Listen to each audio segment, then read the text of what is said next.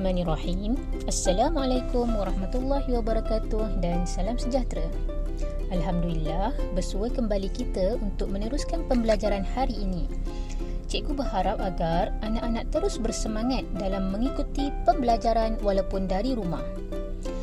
Baiklah anak-anak yang cikgu kasihi sekalian, dah bersedia untuk kelas kita hari ini? Jom kita teruskan pembelajaran kita hari ini dengan menyambung topik jam dan masa. Fokus pembelajaran kita hari ini ialah berkenaan dengan cara membaca jam dan waktu. Sebelum cikgu meneruskan pembelajaran hari ini dengan lebih lanjut lagi, suka cikgu kongsikan standard kandungannya ialah 5.2 iaitu muka jam. Manakala standard pembelajarannya pula ialah 5.2.2 iaitu mengenal pasti dan menyatakan setengah, 1/4 dan 3/4 berdasarkan muka jam.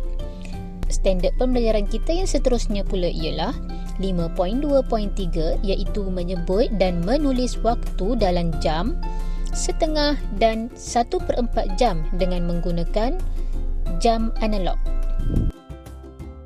Manakala objektif pembelajaran pada hari ini ialah di akhir pembelajaran hari ini, murid-murid berupaya untuk memahami konsep setengah jam, suku jam dan 3 suku jam dengan betul. Dan murid-murid juga dapat menyebut dan menulis waktu dalam suku jam, setengah jam dan 3 suku jam dengan betul. Seterusnya, kriteria kejayaan pula diukur pada akhir pembelajaran ini ialah yang pertama, murid-murid dapat memadankan muka jam dengan suku jam, setengah jam dan 3 suku jam dengan betul. Yang kedua, murid-murid dapat menyebut waktu dalam suku jam, setengah jam dan 3 suku jam dengan betul. Dan kriteria kejayaan yang terakhir ialah murid-murid dapat menulis waktu dalam suku jam, setengah jam dan 3 suku jam dengan tepat. Baiklah anak-anak, paparan yang cikgu tunjukkan ini adalah berkenaan dengan kepentingan membaca jam. Di sini cikgu senaraikan 3 kepentingan mengetahui cara untuk membaca jam dengan betul kepada kita. Yang pertama, apabila kita dapat membaca jam, kita akan tahu waktu yang tepat. Sama ada waktu negara lain, waktu negara kita, dan kita boleh melihat perbezaan waktu bagi negara kita dan negara lain. Seterusnya, ianya dapat membantu kita merancang jadual agar lebih berdisiplin. Yang ketiga, ianya dapat meningkatkan psikomotor dan kognitif kita melibatkan kemahiran matematik yang dikembangkan melalui otak kita. Jom kita terokai bersama dengan lebih lanjut lagi tentang cara membaca jam. Sebagaimana kita tahu, masa itu sangat bernilai. Baiklah anak-anak yang cikgu kasihi sekalian, ini ialah muka jam yang mempunyai nombor 1 hingga 12. Tetapi muka jam ini tidak lengkap kerana tidak mempunyai jarum. Bila dia tidak berjarum, ianya menunjukkan jam ini tidak lengkap. Jom kita tengok muka jam yang lengkap. Ini adalah paparan muka jam lengkap. Jarum paling pendek dikenali sebagai jarum jam yang mewakili ukuran jam.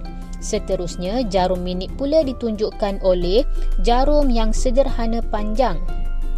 Manakala jarum yang paling panjang dan nipis berbanding jarum jam dan minit ini ialah mewakili jarum saat.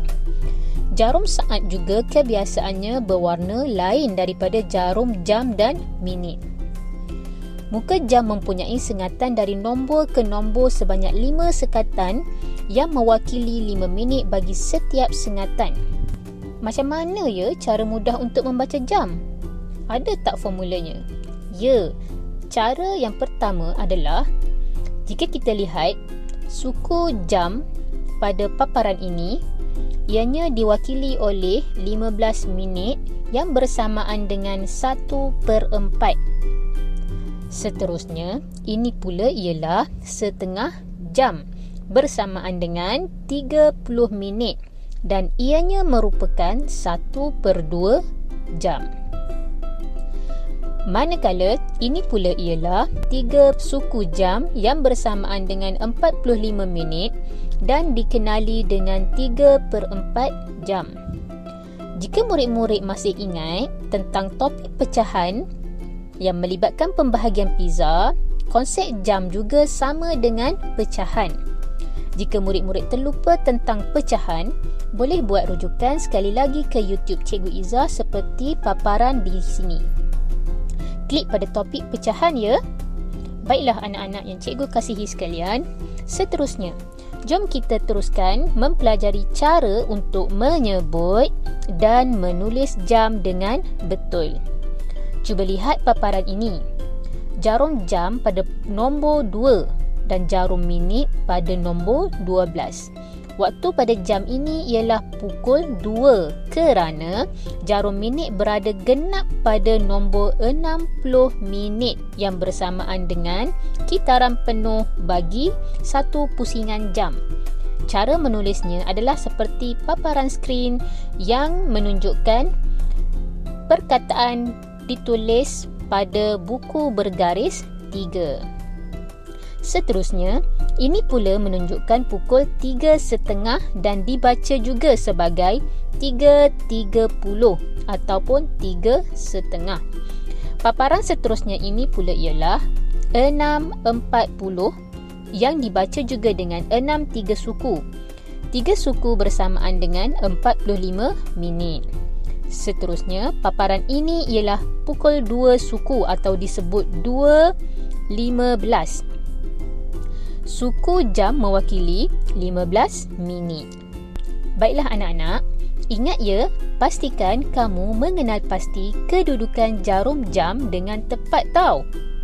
Pergerakan pusingan jarum jam adalah mengikut anak panah yang cikgu tunjukkan. Di akhir pembelajaran kali ini, diharap murid-murid dapat memahami konsep setengah jam, suku jam dan 3 suku jam dengan betul. Seterusnya, murid-murid dapat menyebut dan menulis waktu dalam suku jam, setengah jam dan 3 suku jam dengan betul tau. Itu sahaja pembelajaran kita pada hari ini. Semoga murid-murid semua terus bersemangat dan membaiki diri kerana masa depan kamu ditentukan oleh diri kamu sendiri. Sekian sahaja daripada Cikgu Izzah. Assalamualaikum warahmatullahi wabarakatuh. Bye.